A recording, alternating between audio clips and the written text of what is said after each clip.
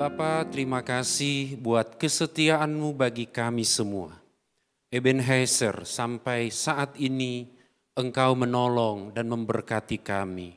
Terima kasih buat penyertaan-Mu atas kami semua. Terima kasih buat berkat-Mu. Dan kami mengucap syukur buat segala sesuatu yang Tuhan izinkan terjadi bagi kami. Hari ini kami akan dengarkan firman-Mu, urapi kami semua, agar kami mendapatkan hal yang baru dari Tuhan. Berkat-Mu atas kami. Dalam nama Yesus, haleluya. Amin. Shalom saudaraku sekalian, apa kabar? Saya percaya kita semua yang ada di rumah juga tetap sehat, tetap menjaga diri kita, berjaga-jaga, berdoa senantiasa. Dan saya juga meyakini doa saya juga bahwa pandemik ini akan segera selesai. Hari ini saya akan memberitakan firman Tuhan untuk kita semua, warga kerajaan Allah, judulnya kolaborasi di tengah krisis. Saudaraku, pandemik COVID-19 ini membawa pengaruh yang besar dalam semua area kehidupan kita. Khususnya yang paling berdampak adalah ekonomi. Menteri Keuangan mengatakan bahwa ada 4 sektor yang paling tertekan karena adanya COVID-19, yaitu rumah tangga, UMKM, korporasi, dan sektor keuangan. Bahkan di tahun ini mereka memprediksi bahwa pertumbuhan ekonomi Indonesia tahun 2020 minus 0,4%. Dan pengangguran yang meningkat, banyak orang yang mengalami PHK, dia harus pulang kampung. Banyak orang yang mengalami kesulitan untuk mengatur operasional keuangan di rumah tangga.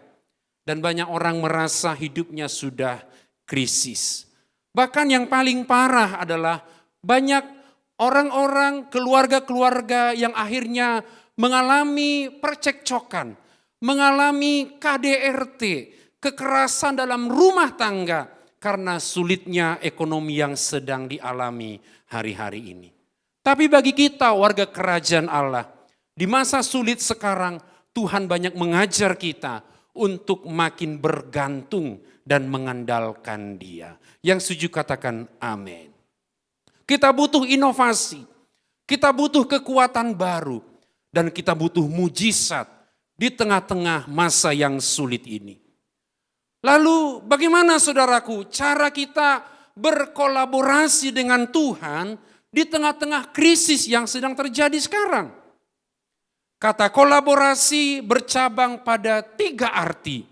Yang pertama kerjasama, yang kedua kooperasi, dan yang 3 persekutuan. Saya ingin mengajak kita bersama untuk belajar dari sebuah kisah, narasi dalam dua raja-raja pasal yang keempat ayat 1 sampai ayat yang ke-7. 2 Raja-Raja pasal 4 ayat 1 sampai 7. Perikopnya berjudul minyak seorang janda. Salah seorang dari istri-istri para nabi mengadukan halnya kepada Elisa sambil berseru, hambamu, suamiku sudah mati, dan engkau ini tahu bahwa hambamu itu takut akan Tuhan. Tetapi sekarang penagih hutang sudah datang untuk mengambil kedua orang anakku menjadi budaknya. Ayat 2, jawab Elisa kepadanya, apakah yang dapat kuperbuat bagimu? Beritahukanlah kepadaku apa-apa yang kau punya di rumah. Berkatalah perempuan itu, hambamu ini tidak punya sesuatu apapun di rumah kecuali sebuah buli-buli berisi minyak. Lalu berkatalah Elisa, pergilah mintalah bejana-bejana dari luar, daripada segala tetanggamu, bejana-bejana kosong tetapi jangan terlalu sedikit. Kemudian masuklah, tutuplah pintu sesudah engkau dan anak-anakmu masuk. Lalu tuanglah minyak itu ke dalam segala bejana, mana yang penuh angkatlah. Pergilah perempuan itu daripadanya. Ditutupnyalah pintu sesudah ia dan anak-anaknya masuk. Dan anak-anaknya mendekatkan bejana-bejana kepadanya, sedang ia terus menuang. Ketika bejana-bejana itu sudah penuh, berkatalah perempuan itu kepada anaknya, dekatkanlah kepadaku sebuah bejana lagi. Tetapi jawabnya kepada ibunya, tidak ada lagi bejana. Lalu berhentilah minyak itu mengalir. Kemudian pergilah perempuan itu, memberitahukannya kepada abdi Allah. Dan orang ini berkata, pergilah, juallah minyak itu, bayarlah hutangmu, dan hiduplah lebih dari lebihnya engkau serta anak-anakmu. Saudara keluarga kerajaan Allah, ketika Nabi Isa melayani Tuhan, ia betul-betul mendapatkan urapan Roh Kudus 2 kali lipat dibandingkan Nabi Elia. Ayat yang kita baca, perikop yang kita baca ini merupakan salah satu kisah mujizat di mana Nabi Elisa terlibat di dalamnya. Apa yang kita dapatkan dari kisah yang tadi kita sudah baca dari ayat 1 sampai ayat yang ke-7? Yang pertama ada di ayat yang pertama. Salah seorang dari istri-istri para nabi mengadukan halnya kepada Elisa sambil berseru, hambamu suamiku sudah mati. Dan engkau ini tahu bahwa hambamu itu takut akan Tuhan. Tetapi sekarang penagih hutang sudah datang untuk mengambil kedua orang anakku menjadi budaknya. Yang pertama adalah semua orang pernah mengalami masa krisis. Janda ini adalah seorang istri dari seorang nabi. Dan dia melapor kepada Elisa, pimpinan para nabi, suamiku sudah mati. Dan ketika suaminya mati, dia meminta pinjam uang. Dia tidak punya kecakapan tertentu untuk dia bisa lakukan mencari nafkah. Sedangkan kebutuhan keluarga terus harus dipenuhi. Dan ibu ini meminjam uang. Hutangnya bertambah banyak. Dan ia tidak dapat membayarnya. Ayat ini menceritakan sampai penagih hutang datang untuk mengambil kedua putranya menjadi budak. Saudaraku, ingatlah, apa yang sedang kita alami hari ini semua orang alami. Semua orang mengalami krisis ekonomi. Semua orang mengalami yang namanya tercekik secara finansial. Ada pengurangan-pengurangan, sedang mengalami hidup yang tidak normal. Masalah boleh datang dalam kehidupan kita, saudaraku. Tetapi ada solusi, ada jalan keluar yang Allah sediakan bagi kita. Yang setuju katakan amin. Paulus mengatakan kepada jemaat Korintus bahwa pencobaan yang kita alami adalah pencobaan biasa yang tidak melebihi kekuatan kita. Ketika kita dicobai, dia memberikan kita jalan keluar. Kenapa? Dia Allah yang setia. Saudaraku, ingatlah, semua orang mengalami. Namanya kita masih hidup, kita pasti mengalami yang namanya kesulitan. Kita tidak akan selalu dibawa Tuhan ke padang rumput yang hijau, ke air yang tenang. Tapi ada kalanya kita juga akan mengalami lembah-lembah kekelaman dalam kehidupan kita. Yang kedua, ayat yang kedua. Jawab Elisa kepadanya, apakah yang dapat kuperbuat bagimu? Beritahukanlah kepadaku apa-apa yang kau punya di rumah. Berkatalah perempuan itu, hambamu ini tidak punya sesuatu apapun di rumah, kecuali sebuah buli-buli berisi minyak. Saudaraku sekalian, ada hal yang menarik yang kita bisa pelajari dari ayat ini. Elisa bertanya, apa yang kamu punya?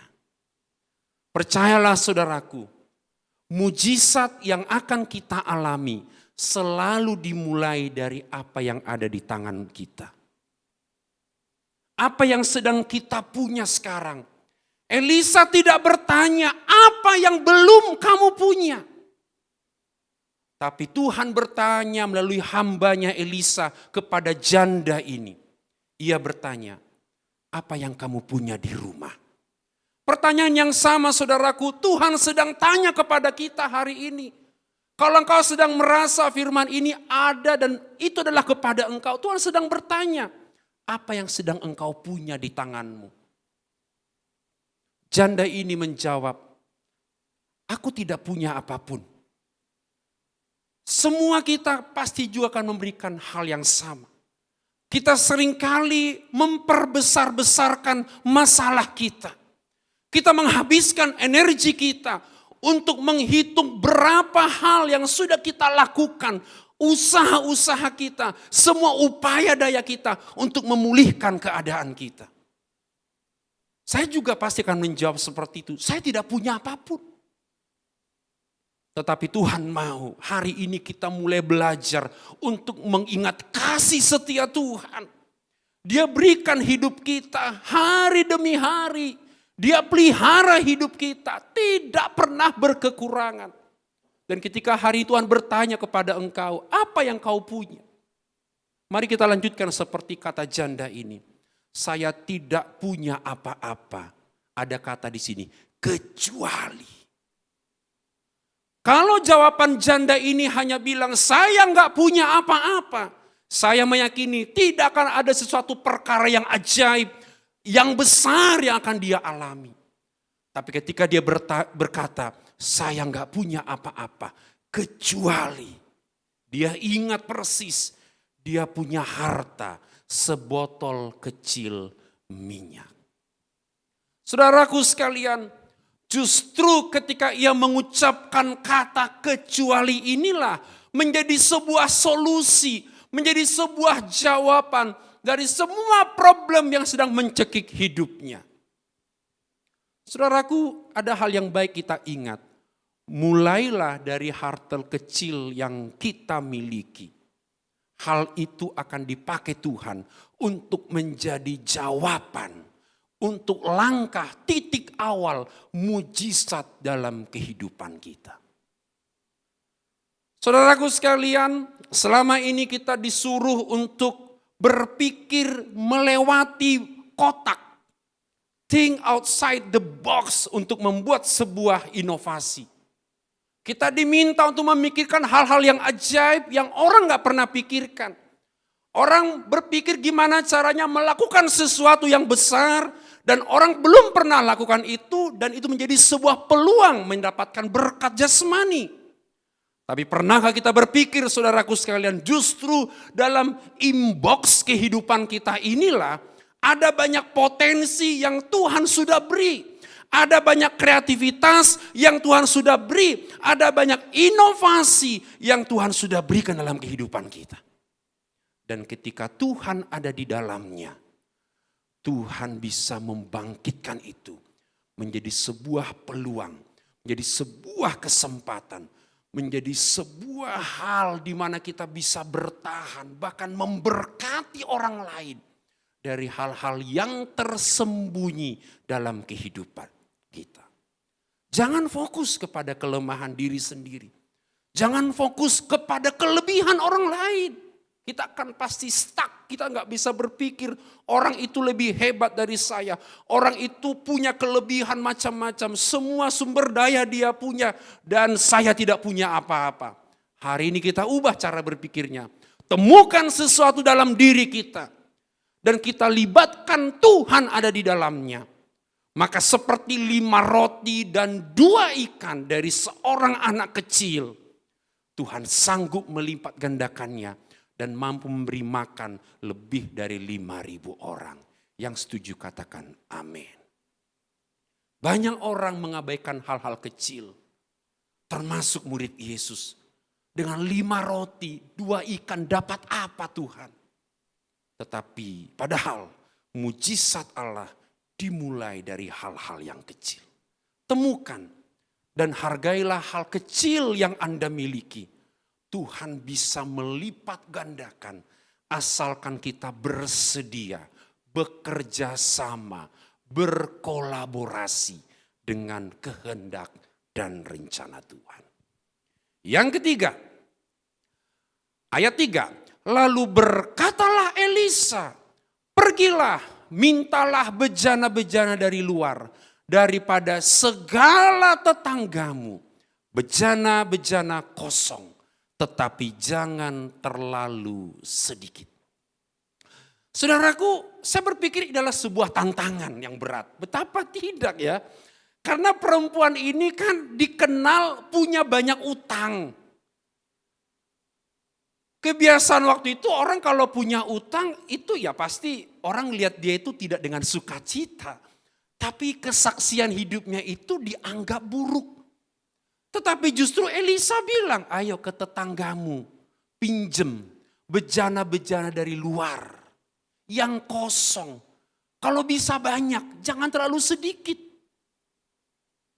Dia punya sebuah pergolakan dalam hidupnya. Ia harus menjumpai tetangga, meminta bejana kosong. Bagaimana dengan harga dirinya? Kalau kita dalam posisi perempuan ini saudaraku, mungkin ada pergumulan yang berat. Nama saya jelek, orang anggap saya udah dianggap sebelah mata, tidak kesaksiannya baik. Tapi kemudian perempuan ini dalam hatinya saya berpikir seperti itu. Dia mengesampingkan harga dirinya.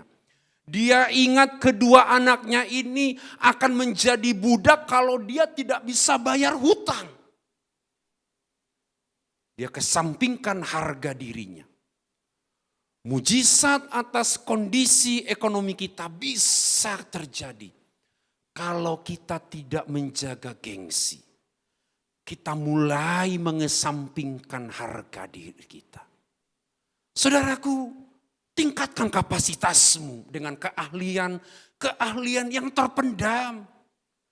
Mungkin biasanya kita harus ke kantor tiap hari, fasilitas yang baik, yang luar biasa tiap hari kita nikmati.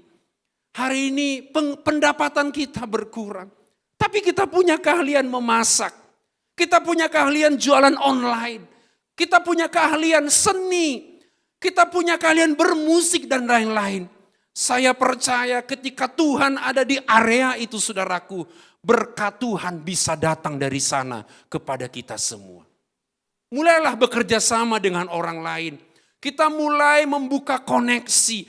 Tinggalkan trauma kita yang sudah kita alami beberapa saat ini. Buka koneksi hubungan kita dengan orang lain. Mulai diskusi dengan orang-orang yang kita anggap sudah lebih senior dari kita. Minta pendapat kepada hamba-hamba Tuhan. Minta pendapat kepada orang-orang yang lebih berpengalaman dari kita. Kita bisa diskusi tentang penjualan, cara bisnis di rumah, cara jualan online dan sebagainya.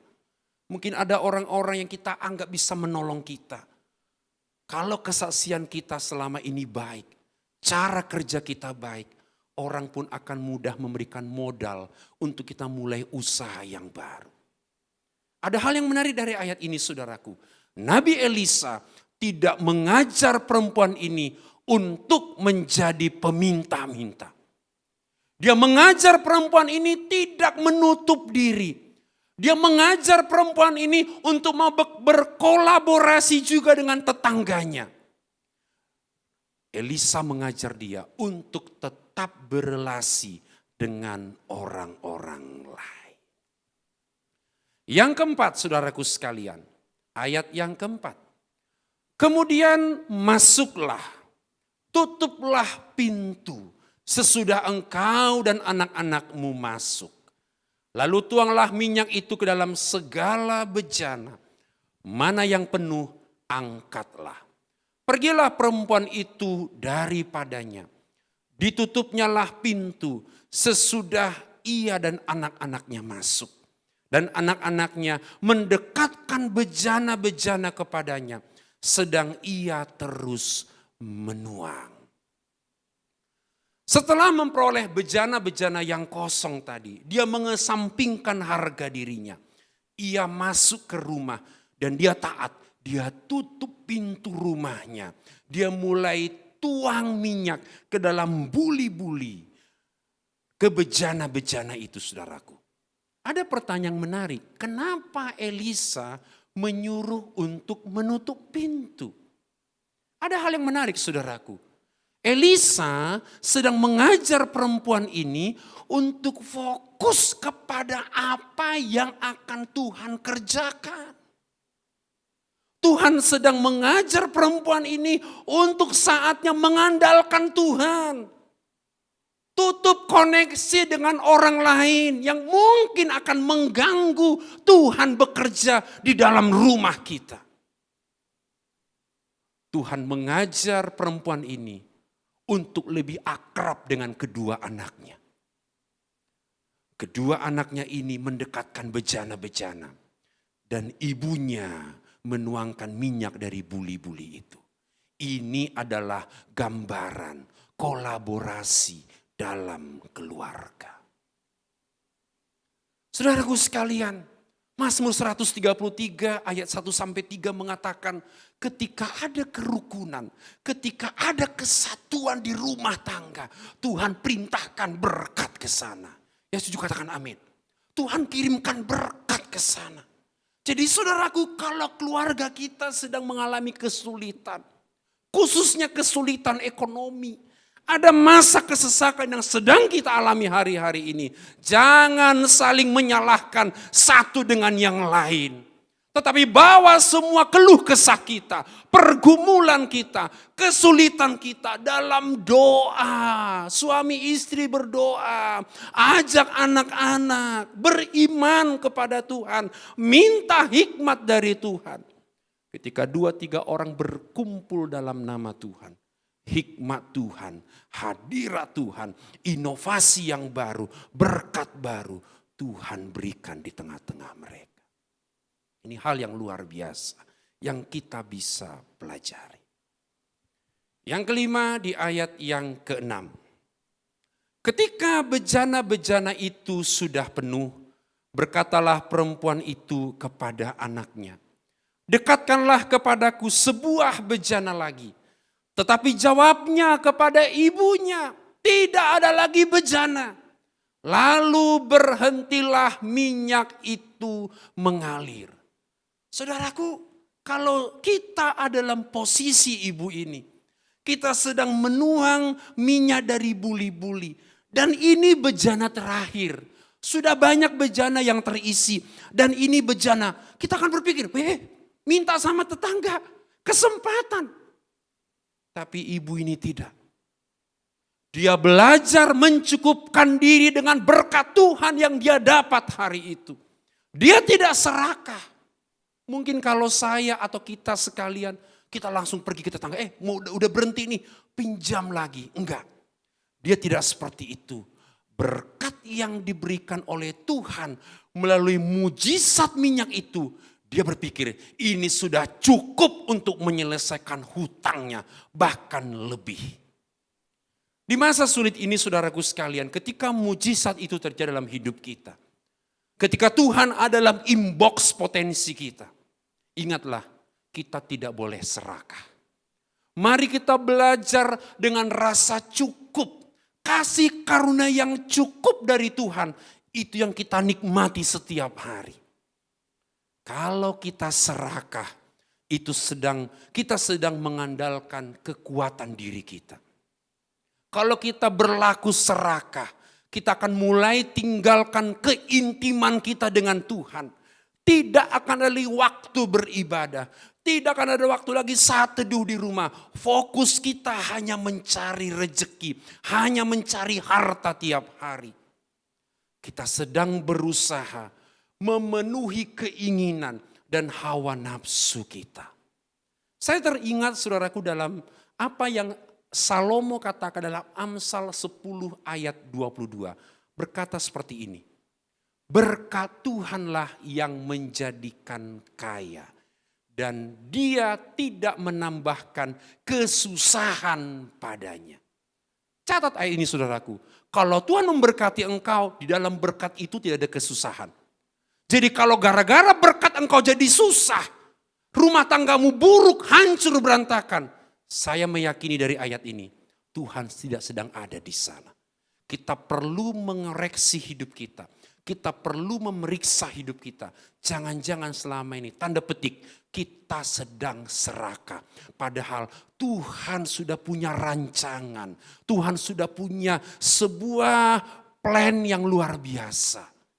Dan kita akan cukup, bahkan lebih dari rencana Tuhan itu. Hari ini, mari kita belajar mencukupkan diri dengan apa yang kita sudah terima. Dan waspadalah terhadap dosa keserakahan. Yang setuju katakan amin. Yang terakhir, ayat yang ke-7. Kemudian pergilah perempuan itu memberitahukannya kepada abdi Allah Elisa. Dan orang ini berkata, pergilah, juallah minyak itu, bayarlah hutangmu dan hiduplah dari lebihnya. Engkau serta anak-anakmu. Saya berpikir keras ketika mempersiapkan ayat ini untuk saya bagikan kepada Bapak Ibu. Kenapa si perempuan ini harus pergi ke hamba Tuhan Elisa? Ada sebuah hal yang saya dapatkan begini. Selama ini si ibu ini dan kedua anaknya sudah trauma dengan semua kesulitan karena harus bayar utang. Dia trauma. Dia tidak mau hal itu terulang lagi.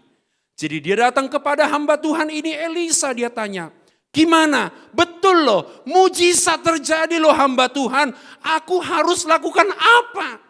Apa yang kau lakukan sudah kami perbuat di rumah. Betul, banyak minyak. Bertempayan-tempayan minyak di rumah kami. Saya meyakini dia tidak mau mengulang kepada hal yang buruk lagi. Dia ingin memulai hidup yang baru dari berkat Tuhan hari ini.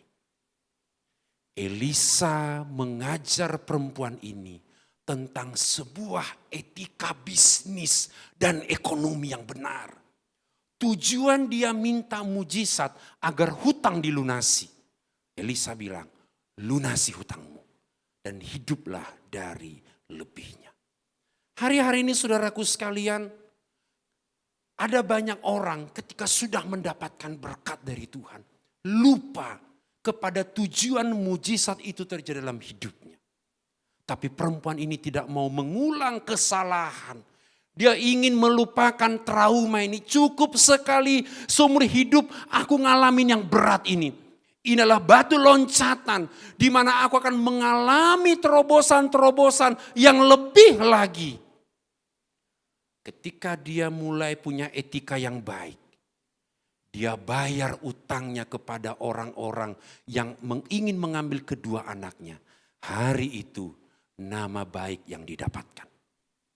Namanya harum di tengah-tengah tetangga yang tadi. Namanya baik di antara semua orang satu kampung yang tahu, yang sudah pernah ngomong, ih hamba Tuhan punya utang banyak. Ya ampun. Dia merasa semua mungkin hal-hal yang buruk itu sudah membuat dia begitu kecewa. Tapi dia belajar dari ayat ini, Tuhan, kalau aku dapatkan mujizat sekali saja, hidupku dijamah, hidupku diberkati, hidupku dipulihkan Tuhan. Namaku harus baik. Dan itu terjadi. Kenyataannya saudaraku sekalian, banyak orang memiliki etika dan akuntabilitas yang buruk. Setelah Tuhan memulihkan ekonominya, ia lupa untuk makin intim dengan Tuhan. Ketika ekonomi sudah dipulihkan Tuhan, banyak orang bukan justru melunasi hutangnya, tapi dia memuaskan diri dengan keinginan daging. Dan inilah menjadi batu sandungan kita bagi orang-orang lain. Katanya Kristen, tapi utang gak dilunasi. Saudaraku, kalau engkau alami mujizat, seharusnya pengalaman ini membawa kita kepada pengakuan bahwa Allah itu setia kepada kita. Dia tidak pernah meninggalkan kita. Kuasanya tetap sama. Kemarin, sekarang, dan sampai selama-lamanya. Ketika Tuhan memulihkan ekonomi kita, belajarlah merasa cukup. Jangan buka hutang baru karena keinginan-keinginan kedagingan kita. Belajarlah hidup sesuai dengan kehendak Tuhan. Saudaraku, dari peristiwa mujizat buli-buli seorang janda ini, kita tahu sekarang bahwa ketika seseorang itu mengandalkan Tuhan, ia akan memperoleh hasil yang besar. Ia akan seperti pohon yang ditanam di tepi aliran air.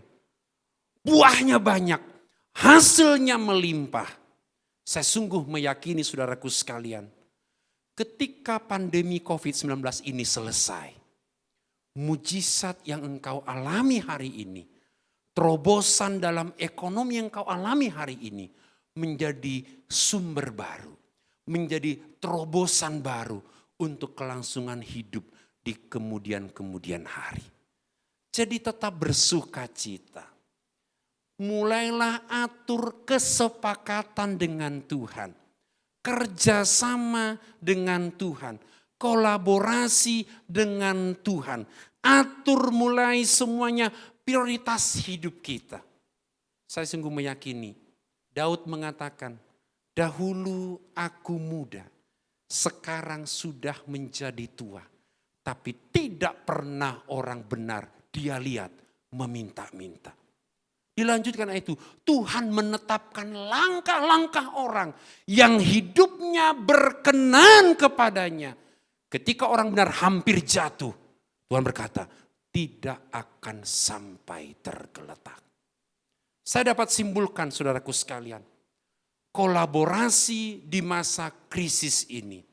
Yang pertama, ingatlah, semua orang mengalami masalah. Semua orang mengalami fase yang namanya lembah kekelaman.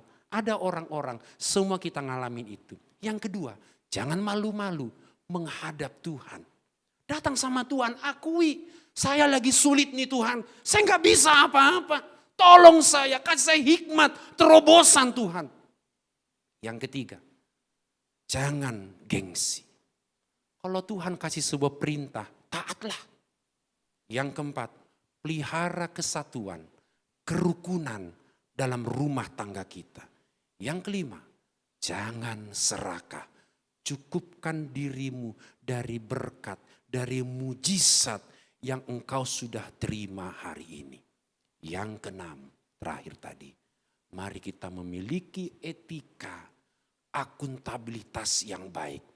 Tuhan tetapkan kita di bumi ini agar terang kita makin bercahaya.